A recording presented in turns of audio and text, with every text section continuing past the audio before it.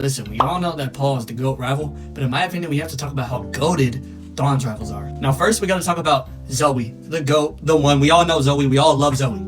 What makes this such a great rivalry is not only the fact that they are rivals, but also very good friends. Very much opposite to Paul and Ash. With Dawn and Zoe, at the beginning of the series, it is very much Dawn looking up to Zoe, and Zoe kind of amusing her and being like, oh, okay, you're there.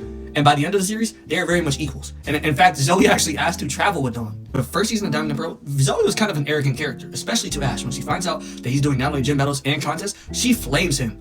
Now, after a few contests lost later in the Wallace Cup, she apologized to him personally. This happens multiple times with Zoe, where she shows that arc. The great thing about Zoe is the fact that she is not afraid to help Dawn. She wants to see Dawn be the best version of herself. That is her best quality, because she's not afraid to tell, hey, Dawn, you need to not focus on yourself. Focus on making your Pokemon shine, which is honestly very commendable. Clearly tell that she cares a lot about Dawn, which I love personally. Our next rival, I got Ursula. Ursula is extremely underrated and never gets talked about. For the role that she was given, she does it very well. She serves as kind of like a late series rival to fill in for Zoe because they didn't want to overuse Zoe. And honestly, I think she did very good in that role. Every time she faces Dawn, especially those last two, oh my god. She pushes Dawn to places that she never thought she had to go. And we see some of Dawn's best character developments in those moments. She pushes her, very much like how Paul pushes Ash. Now, obviously not to the same degree, but very much similar in the fact that they both push their respective characters. I'll say this about Ursula, right? I kind of wish she had a bit more development, but in the role that she's given, I honestly do think she's really good. Honorable mention to Kenny, because I don't honestly think he's great, but I will say this, right?